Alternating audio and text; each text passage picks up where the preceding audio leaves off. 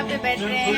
और इससे पहले जो आप लोग को सुनने को मिला था कथा, महिमा तीनों लोग बात सोहित चंद्र जाकी सुषमा के सारा है बात सब खायो हला हल जानी जगत के आधार जही विदन उच्चारे सारा है भांग जाकी द्वार है वृष कन्या कहत अयोध्या सोई मालिक हमारे हैं। अष्टगुरु ज्ञानी जाके मुख वेदवाणी शुभ भवन में भवानी सुख संपत्ति लाहा करे। मुंडल की माला जाके चंद्रमाल लाट सोई दासन के दास जाके दरिद्र करे। चारों द्वार बंदी जाके द्वारपाल नंदी कहत कभी आनंदी नर नर हाहा करे। जगत ऋषा यमराज की कहा बसाए शंकर शाय तो भयंकर का करे। गौरी शरीर में गौरी विराजित मोर्चरा शीर्षम सुमय दसन आभूषण सजी मुनि मोहन रूप कर रावे नली ललाट बालू विदोजत बिल से रतन हार उर्पे लहरावे पर भागी नर नारी सोई जो शाम सदा को नित्यावे अंग विभूति रसाय मसावे पहुंच जाऊंगा विलंब सुधा रोने मृत्यु को मरम विराग भगावे मुनि मृकुंड श्रुति की कथा सुचिया चाहूं विज्ञ जन गाई सुना सुनने की सेवा ते धरी रावे दमन शांति समन संकट विरत विचार जन अपार है। ऐसे कृपालु कृपामय देव की गौन शरण भई चली जावे प्रभागे नर नारी सोई जो शाम सदा शिव को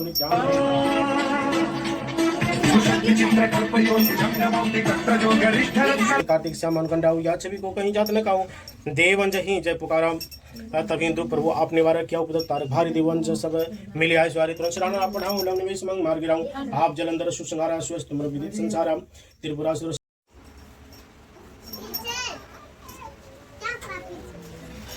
आज सोमवार व्रत की कथा अब मैं कथा कहने जा रहा हूँ। भगवान शिव के चरणों में यह कथा समर्पित है। साहूकार बहुत ही धनवान था। उसको धन आदि में किसी प्रकार की कोई कमी नहीं थी, परंतु पुत्र न होने के कारण वह अत्यंत दुखी था। वह इसी चिंता में रात दिन रहता था और पूजन किया करता था। सायंकाल को शिव जी के मंदिर में जाकर दीपक जलाया करता था। उसके इस भक्ति भाव को देखकर एक समय श्री पार्वती जी ने शिव जी महाराज से कहा कि हे महाराज, यह साहूकार आपका अत्यंत भक्त है और शरीर आपका व्रत और पूजन बड़ी श्रद्धा से करता है, अतः इसकी मनोकामना पूर्ण करनी चाहिए। शिव जी ने कहा कि हे पार्वती जी, यह संसार कर्म क्षेत्र है। जैसे किसान खेत में जैसा बीज बोता है वैसा ही फल काटता है, उसी तरह इस संसार में जो जैसा कर्म करते हैं वैसा ही फल भोगते हैं। पार्वती जी ने अत्यंत आग्रह से कहा कि महाराज, जब ये आपका ऐसा भक्त है और यदि इसको किसी प्रकार का कोई दुख है तो उसको अवश्य दूर करना चाहिए, क्योंकि आप तो शरीर अपने भक्तों पर दया करते हैं, उनके दुखों को दूर करते हैं। यदि आप ऐसा नहीं करेंगे तो मनुष्य क्यों आपकी सेवा व्रत पूजन करेंगे। पार्वती जी का ऐसा आग्रह देख शिव जी महाराज प्रसन्न हो कहने लगे, हे पार्वती, इसके कोई पुत्र नहीं है। इसी पुत्र चिंता में यह अति दुखी रहता है। इसके भाग में पुत्र न होने पर फिर भी मैं इसको पुत्र की प्राप्ति का वर देता हूँ, परंतु वह केवल 12 वर्ष तक ही जीवित रहेगा। इसके पश्चात वह मृत्यु को प्राप्त होगा। इससे अधिक मैं और कुछ नहीं दे सकता। यह सब बात साहूकार सुन रहा था। इससे उसको न कुछ प्रसन्नता हुई और न दुख हुआ। वह पूर्ववत वैसे ही शिव जी महाराज का सोमवार का व्रत और पूजन करता रहा। कुछ काल व्यतीत हो जाने पर साहूकार की स्त्री गर्भवती हुई और 10वें महीने उसके गर्भ से अति सुंदर पुत्र की प्राप्ति हुई। बोलो भगवान शिव की, भगवान शिव की, मैया पार्वती की।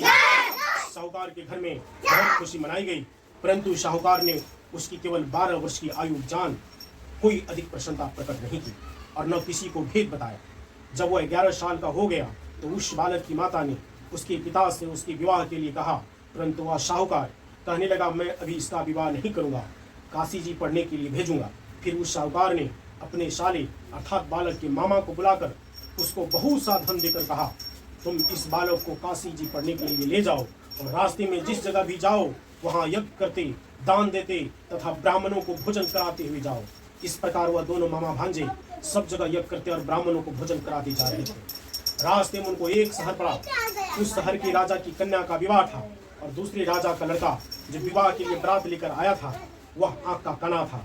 लड़के के पिता को इस बात की बड़ी चिंता थी कि वर को देखकर कन्या के माता पिता विवाह में किसी प्रकार की अड़चन न पैदा कर दे। इस कारण जब अपने अति सुंदर सेठ के लड़के को देखा तो मन में विचार किया कि क्यों न दरवाजे के समय इस लड़के से वर का काम किया जाए। ऐसा विचार कर राजा ने उस लड़की और उसके मामा से कहा तो वह राजी हो गए और साहूकार के लड़के को स्नान आदि कराकर वर के कपड़े पहना तथा घोड़े पर चढ़ा दरवाजे पर ले गए और बड़ी शांति के साथ सब कार्य संपन्न करवाए।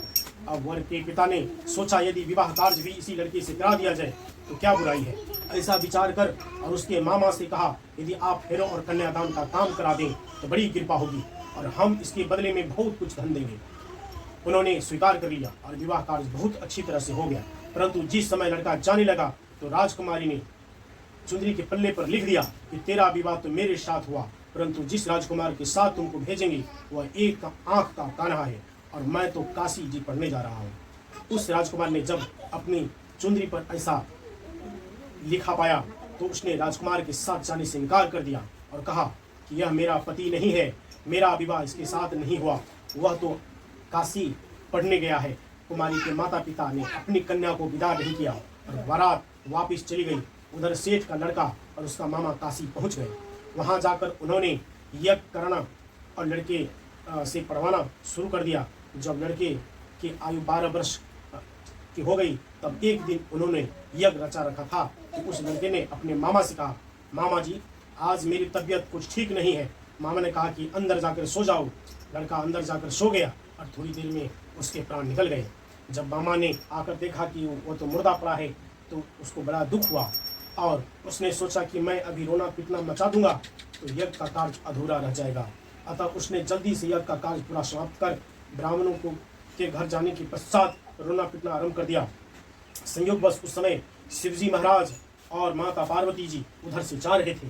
जब उन्होंने जोर जोर से रोने पीटने की आवाज़ सुनी तो पार्वती जी शिव जी को आग्रह करके उसके पास ले गई और सुंदर लड़के को मरा देखकर कहने लगा कि महाराज यह तो उसी सेठ का लड़का है। इतनी ही थी सो भोग चुका। पार्वती जी ने कहा कि महाराज कृपा करके बालक को और आयु दो, नहीं तो इसके माता पिता तरफ तरफ कर मर जाएंगे। पार्वती जी के इस प्रकार बार बार आग्रह करने पर शिव जी ने उसको प्रदान दिया और फिर उसकी आयु 12 वर्ष की जगह 1200 वर्ष हो गया और फिर राम राम करके उठा, लड़का जीवित हो गया। श्री पार्वती कैलाश चले गए। तब लड़का और उसका मामा इसी प्रकार यज्ञ करते हुए अपने घर की तरफ चल पड़े और उस रास्ते से उसी शहर में आए जहाँ पर लड़के का विवाह हुआ था। वहाँ आकर जब उन्होंने यज्ञ आरंभ कर दिया तो उस लड़के के ससुर ने उसको पहचान लिया और अपने महल में लाकर उसकी बड़ी खातिरदारी की। साथ ही बहुत सारा धन और दासियों सहित बड़े आदर और सत्कार के साथ अपनी लड़की और जमाई को विदा किया। जब वो अपने शहर के निकट आए तो उसके मामा ने कहा कि पहले मैं तुम्हारे घर जाकर खबर कराता हूँ। उस समय उसके माता पिता घर की छत पर बैठे हुए थे और उन्होंने यह प्रण कर रखा था कि यदि हमारा पुत्र सकुशल घर आया तो राजी खुशी नीचे आ जाएंगे, नहीं तो छत से गिरकर अपने प्राण दे देंगे। इतने में उसके लड़के के मामा ने आकर यह सारा समाचार दिया कि आपका पुत्र आ गया है। शिव की बोलो मैया पार्वती की। परंतु उनको विश्वास न आया।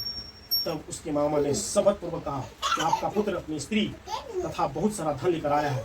तो उस सेठ ने बड़े आनंद के साथ उनका स्वागत किया और वह बड़ी प्रसन्नता के साथ रहने लगा। इसी प्रकार जो कोई भी सोमवार का व्रत धारण करता है अथवा इस कथा को पढ़ता है या सुनाता है उसके सारे दुख दूर होकर उसकी समस्त मनोकामनाएं पूर्ण होती है और इस लोक में नाना प्रकार के सुख भोग कर अंत में सदाशिव के लोक की प्राप्ति होती है। बोलो भगवान शिव शंकर की। हर हर महादेव। मैया पार्वती की।